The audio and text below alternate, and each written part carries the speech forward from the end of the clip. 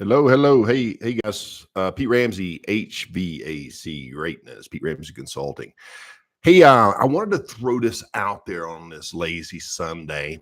I was in one of those groups, with other HVAC companies, and the same question keeps coming up. It's, hey, would you guys mind sending me a copy of your pricing? I'd like to compare it to mine.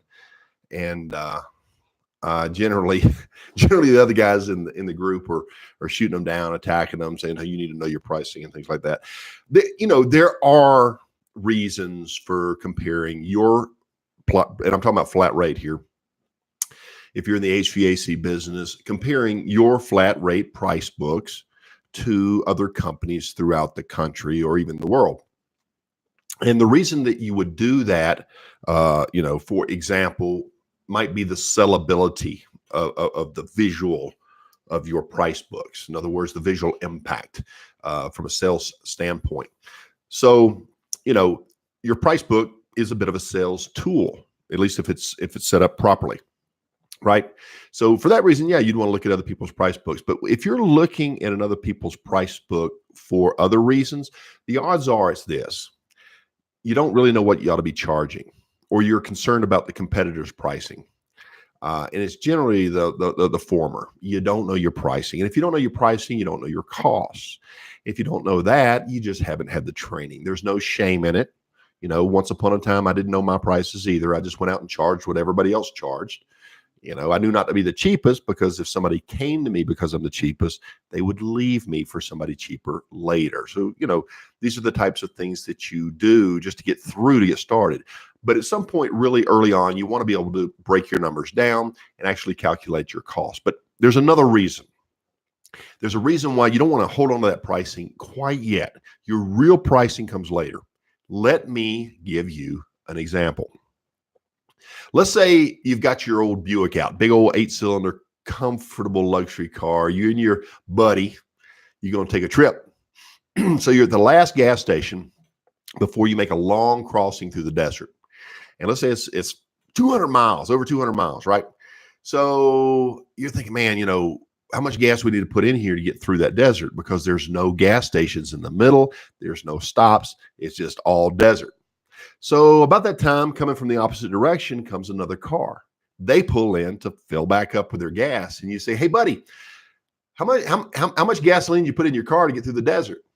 And he says, "Oh, well, 5 gallons, 6 gallons, whatever it is, And so you think to yourself, "Thank you." So you put 5, 6 gallons in your tank, right? Off you go. Well, that was a mistake. If you're in a 8-cylinder, vehicle at that, that consumes gas at a certain level, and the other car was not 8 cylinders, maybe it was 6, or worse yet, even 4, you're not going to make it through the desert. And you start calculating, your miles per gallon, but you're not going to make it. You're going to be broke down. You're going to have your thumb in the air, basically, to set my example aside, looking for a job, because your business has failed. And if you fit the statistics and you started your HVAC business or department, and you don't have this fixed, you're going to find yourself failed. And in the statistics are, the last numbers I remember are, out of every 10, 7 are gone within the first 60 months or 5 years.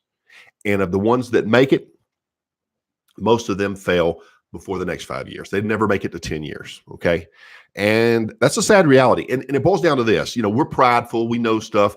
Like the one comment I read on Facebook, the guy says, just give me more sales. I'll figure the rest out. Well, that's hogwash. Here's what you need to be looking at. And I'm going to talk residential. You need a business model, and you need to get that fixed. You want that Buick. You want to keep the luxury and the space and the power of your vehicle to the best extent that you can, but you want it as efficient as possible too. Maybe you need to modify the engine and get it so that you can price within relative distance of everybody else. But you really don't have to focus on their numbers. You need to focus on yours. But you need to focus on your model. What business model will deliver the most efficient performance for your business?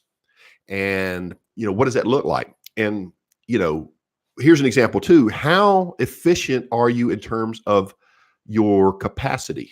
And by capacity, I mean, How many of your 40-hour work week are your technicians billable? Are your installers actually installing? Are your maintenance techs actually out doing maintenance? Once you start, filling those schedules up and getting the right proportion, how many office staff do you need to efficiently and properly support your field staff, the people in the field? Once you start figuring that out, now you got the structure. How do you maintain it? What systems do you have in place to maximize that, to increase your closing ratio, to increase your following, to make your one-time customers, what the author said, a raving fan? So these are all factors. This is what HVAC greatness is about. And that's what I do. You guys know, if you listen to my podcast or whatever, HVAC greatness is about that machine. It's about the things that you do. It's about the proper structure. It's about building a unit that is scalable, that can grow. And when you transition from the first unit over to the second unit, that's when it starts getting a little tricky. And that's why, years ago they used to say that first million in sales is the easy part, but when you transition to the second million, that's where a lot of people have trouble and they go under. Well, it's not the dollar amount. It's the efficiency of the organization as you transition in from maximum capacity and efficiency, going inefficient again as you're building your next team. If that makes any sense. Anyway, we talk about a lot of that. HVACgreatness.com's website if you want to get on the email list. If you're in Facebook, look for me at Pete Ramsey's HVAC Greatness, or Great HVAC Greatness by Pete Ramsey. Anyway, it's a new group, and this is for HVAC companies only, or if you are a service tech, or let's say a person who is going into the HVAC business, and you're going to do it. If you're just thinking about doing it, maybe we're not a good fit. But if you're going to do it, jump in the group and learn, because here's the reality of it.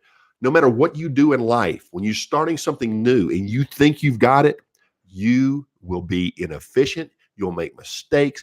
And 5 years after the fact, you'll look back at that very first day when you started your business and you'll say to yourself, man, I wish I knew what I know now. I would have done things differently. And that's life. We all do that. I did it. I made a lot of mistakes. I almost went under a couple of times, and I got help. I went to kudos to Ron Smith back in the mid 90s. I attended his 1-year session where we sat in live rooms and had workshops, and we went through the process. Just doing something doesn't mean that you get it. Everything starts with a core belief, and you've got to go through the work. You've got to go through the pain to be able to get out the other side. That's why, the toughest things to get out the other side and have success. The toughest things in life that you've ever experienced has made you stronger and made you better. So these are the types of training sessions that we need to be considering attending and be a part of. Never stop training. If you're a service tech, you never stop learning about Carrier, and Trane, and Lennox, and Goodman, and Johnson Controls, and all the major manufacturers. Now we have the mini split versions, with Mitsubishi, and all these other different brands. So we got to stay on top of it if we're not going to fall behind. It's the same with business. It's the same with not just the industry of HVAC inside, but outside of HVAC in the world, and it's changing how it affects the way we need to go to market. Right here, social media. You need to be on Facebook. You need to be on Instagram. Maybe you need to be on YouTube. You need to be the local HVAC expert in your market, and you can do it. You need to do it professionally.